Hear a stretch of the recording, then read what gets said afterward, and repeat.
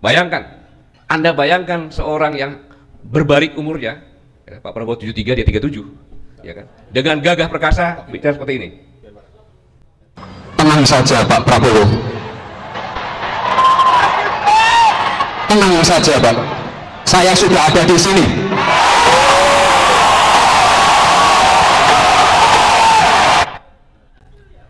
Kan sangat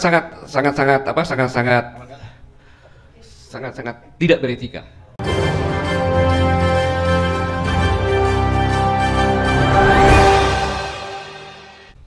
Bismillahirrahmanirrahim. Alhamdulillah wa syukurillah wala haula wala quwata illa billahil azim. Allahumma shalli ala sayyidina Muhammad wa ala sayyidina Muhammad. Yang saya hormati dan saya banggakan Pak Ketua Bung Tata dan Ketua Harian Bung Doni dan Sekjen Bu Ida. Di sini ada senior saya Bang Fahru Roji dan ada mana Pak Kumis tadi waktu itu? Bang Narko. Ya.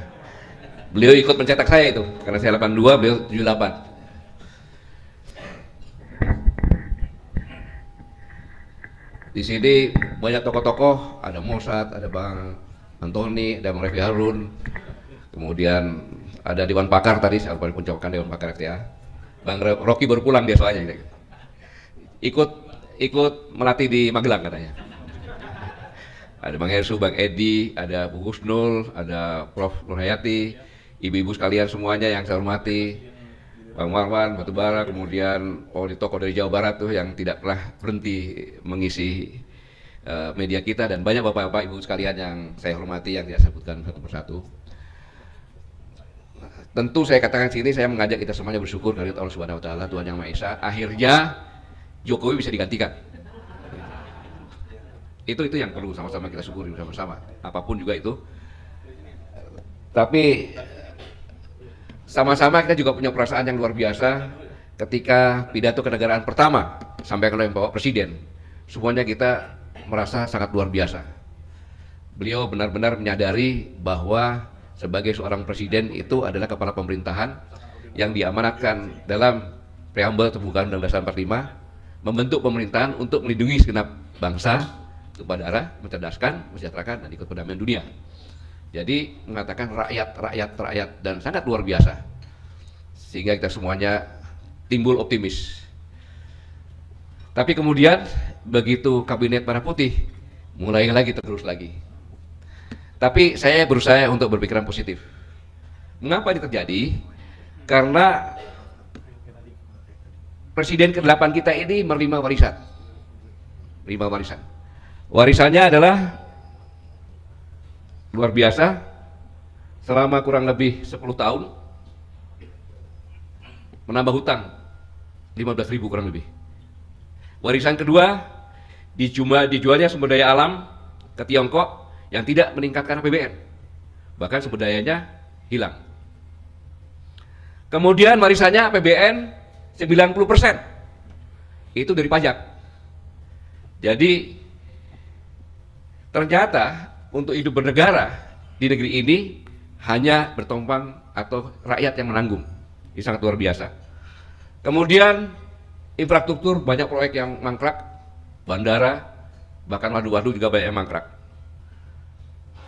Ini mengakibatkan kesenjangan sosial yang sangat luar biasa. Ini adalah warning bagi kita semuanya. Kemudian menonjol lagi nih, bahwa pada tahun 2017 judi online itu hanya sekitar 2 triliun, tetapi 2023 sudah lebih dari 350 triliun. Itu yang main judi itu masyarakat bawah, bukan masyarakat menengah.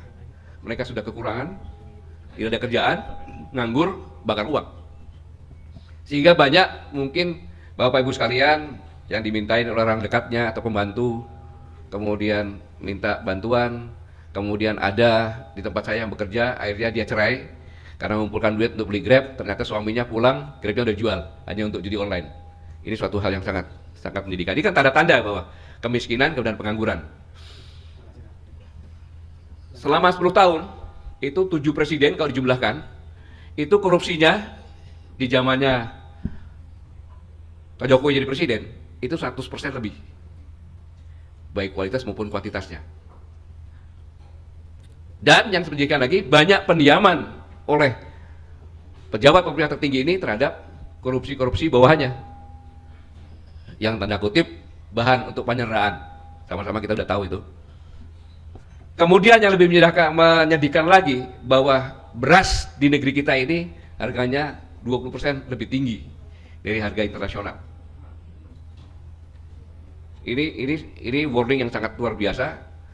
Kemudian pekerja yang kena PHK ada 46.000. Ini berita Kompas 2 September 2024, tetapi yang terbaru Sritek pun kena pilot dan kemungkinan 20.000 lagi. Bayangkan. Kemudian selanjutnya deflasi 5 bulan berturut-turut. Deflasi itu masyarakat tidak punya uang sehingga barang-barang harus jual murah, perusahaan rugi. Perusahaan rugi menyebabkan PHK dan seterusnya. Dan 9,89 generasi Z di Indonesia menganggur. Kemudian ini yang berbahaya, banyak kelas menengah yang jatuh miskin. Padahal standar untuk melihat negara itu stabil, sejahtera, ya kelas menengahnya yang kita lihat. Ini kelas menengah turun jadi miskin dan dia tidak dapat BLT karena datanya masih kelas menengah. Ini saya alami sendiri. Hanya sebagai buruh harian dia pinjam uang ke saya. Pak, saya pinjam uang. Loh, kan kemarin kamu baru bantu. Iya Pak, anak saya yang baru bantu Pak. Dia beli angsuran rumah dengan harapan dia punya gaji. Ternyata sekarang PHK Pak. Itu yang terjadi. Sehingga Bank Dunia mengingatkan bahwa ancaman resesi. Ini adalah kondisi kita sekarang ini yang membuat susah dapat, yang membuat masyarakat sulit karena memang tidak ada lapangan pekerjaan. Ditambah ditekan lagi, pajak makin tinggi. Selesai sudah itu. Ini warisan yang pertama.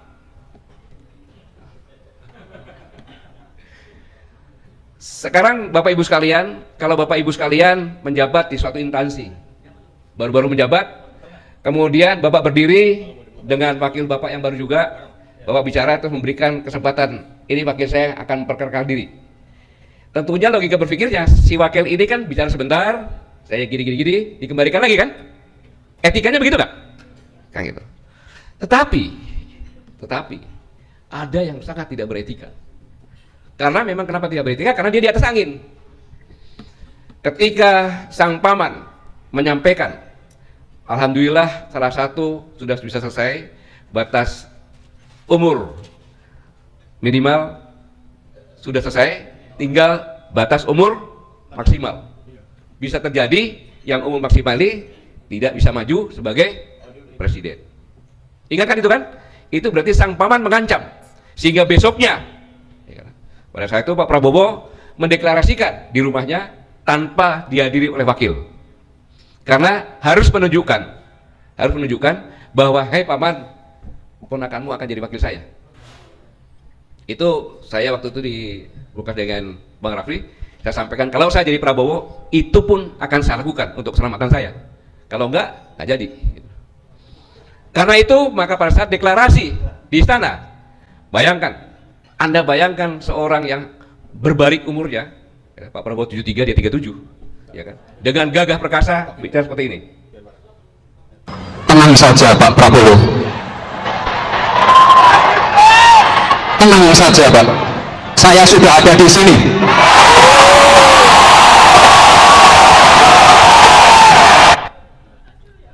Kan sangat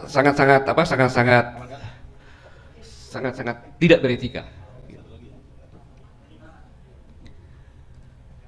Maka timbul pertanyaan, mengapa kok terjadi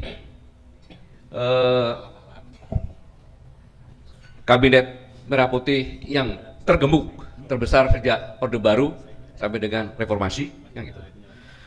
Padahal David mengatakan dalam The Cabinet Cooperative Reflective bahwa kabinet yang hegemoni, yang besar, itu hanya bisa berlangsung dalam kondisi yang baik-baik saja. Sedangkan Presiden pada saat pidatonya menandakan bahwa kondisi kita tidak baik-baik saja dengan warisan tadi. ibaratnya pelangi. Pelangi itu bisa terlihat dengan jelas, enak dilihat kalau tidak ada angin, udaranya sejuk, embun pagi atau sore. Tapi begitu ada angin, pelangi itu akan hilang. Dan ini pasti disadari oleh Pak Prabowo, pasti disadari ini, bahwa kabinet hegemoni ini sangat berbahaya dalam kondisi yang tidak baik-baik saja. Tapi Ansel dan Gates juga menyatakan bahwa collaborative governance ini adalah bahwa pemerintahan dalam suatu negara sangat kompleks. Saya ulangi, pemerintahan dalam suatu negara sangat kompleks, sehingga diperlukan lembaga-lembaga negara untuk bersatu sebagai motor, bekerja sama dengan akademisi, ekonomi, para pemuda, semua lapisan masyarakat untuk menentukan kebijakan. Latar belakang inilah mungkin sehingga ke Magelang, di samping tadi gambar yang satu tadi. Karena apa? Kalau gebuk ini pasti akan terjadi friksi-friksi. Friksi-friksi nanti bisa terjadi perpecahan. Dan friksi itu udah mulai terlihat.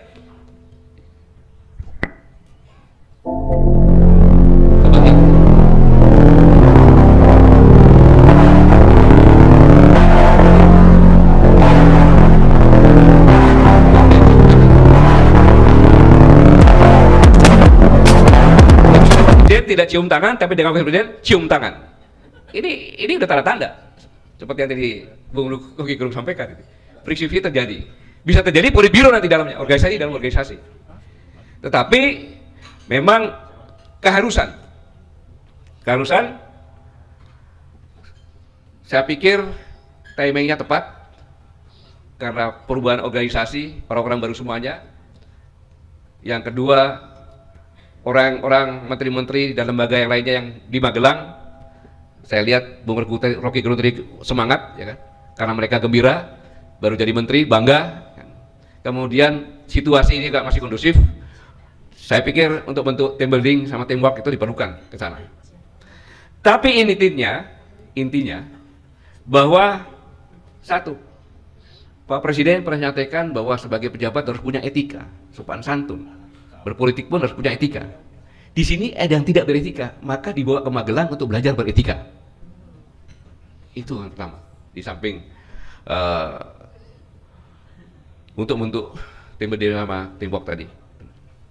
Karena ke Magelang dari Presiden Istana mengatakan untuk membuat heroisme, keberanian bersama-sama, ini yang dilakukan. Jadi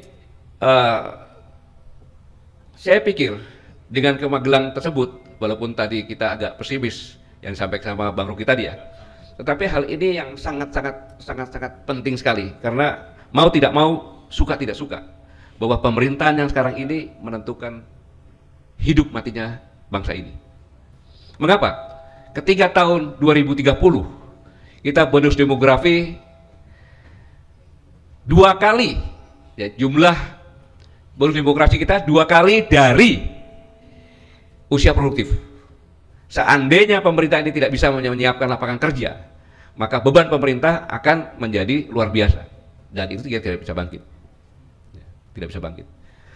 Disinilah dalam diskusi ini saya ingin menyampaikan bahwa kita berpikiran positif untuk mengenalkan budaya bagi siapapun pejabat yang tidak berbudaya, seperti yang saya tanyakan tadi, supaya lebih berbudaya tentunya. Kemudian karena banyak orang, sekat-sekat psikologi itu harus dihilangkan sehingga timbul persatuan, sulit. Ya tentunya kita mengharapkan ini pemerintahan ini dengan kabinet yang besar, solid, kemudian profesional nantinya, dan bisa mengatasi segala permasalahan yang sulit dan tidak mudah. Saya pikir pengantarnya ini aja, tidak ada yang lainnya. Saya sampaikan, disampaikan sama Bung Rocky tadi. Apalagi sebenarnya Dewan Pakar nggak usah undang-undang kami semuanya, Bung Rocky tadi udah lengkap semuanya tadi. Iya kan? Jadi saya hanya ingin titip pesan saja bagi yang bisa nyampaikan kepada pemerintahan, bahwa saya kalau berjalan-jalan ke Jawa Tengah, Jawa Timur, begitu lihat di sawah ada bangunan, ada pabrik, ada gudang, saya khawatir kita membuat food estate di luar, menebang hutan. Tetapi sawah yang sudah jadi, yang sudah ada irigasinya, yang sudah terbukti, justru tidak dilarang untuk dihilangkan. Tidak dilarang untuk dihilangkan.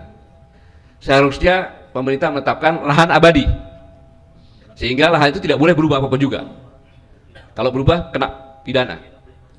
Karena kalau ini tidak dilakukan, hutan kita akan gundul dengan alasan itu. Dan belum tentu hutan-hutan yang dibuat sawah itu bisa produktif. Seperti di Maroke, mudah-mudahan yang buat di sana paham. Di Maroke itu kalau nggak salah pasang surut airnya itu sampai 4 meter, bahkan lebih. Dan datar dari, tidak ada gunung di Maroke itu. Sehingga kalau surut, pasang surut itu airnya bagus. Tapi begitu pasang, sungai itu air. Kemudian kalau musim kemarau dia kena data dari Australia itu bisa 4 bulan 5 bulan, dan tanahnya pecah-pecah. Yang saya tanya, kalau ada 1 juta sawah, airnya dari mana? Mudah-mudahan dipikirkan, sehingga belum lagi kalau kita bicara masalah tingkat keasaman. Jadi saya mau sampaikan, sangat disayangkan apabila kita membuat jutaan hektar di luar, tetapi yang sudah siap dengan irigasinya kita biarkan. Sama saja di Sumatera itu sebenarnya cadangan oleh Belanda untuk sawah, tapi digunakan sawit, ya luar biasa, mudah sekali. Saya pikir kondisi sekarang ini sangat mengkhawatirkan, karena orang yang tidak sampai 10% itu semakin hari semakin kaya, rakyatnya semakin hari semakin miskin. Kemudian tahun depan ada iuran, ada pajak dengan tambahan lagi, kemudian subsidi dihilangkan, dan lain sebagainya yang makin berat lagi. Dalam kesempatan ini, mau tidak mau, suka tidak suka, mari sama-sama kita bergandengan tangan untuk mendukung pemerintahan yang ada ini, sambil kita mengamati apakah benar. Kalau tidak, kita sebagai warga negara yang punya kedaulatan, ya kita sampaikan. Saya mengajak kita semuanya ini mendukung dengan cara satu, kita tekan KPK dan pemerintah untuk benar-benar jangan tebang pilih untuk memberantas korupsi. Yang sudah ada di KPK yang waktu itu takut, sekarang kita tuntut lagi untuk diperiksa, ditegaskan lagi, karena ini perintah presiden. Kemudian kalau ada rakyat yang berbicara, rakyat adalah tuan di negeri ini, dan presiden mengatakan dia harus merdeka, kita tuntut supaya benar-benar merdeka. Sama-sama kita bergandengan tangan, karena ini adalah peluang yang diberikan oleh seorang presiden dalam pidato yang pertama didengar oleh dalam negeri maupun luar negeri, untuk memberantas korupsi dan untuk memberikan kemerdekaan sesungguhnya bagi rakyat yang belum merdeka. Saya pikir ini, terima kasih Bang atas waktu yang diberikan. Saya tidak bisa lama-lama karena saya juga harus ada acara. Saya pikir ini aja. Sekali lagi terima kasih. Assalamualaikum warahmatullahi wabarakatuh.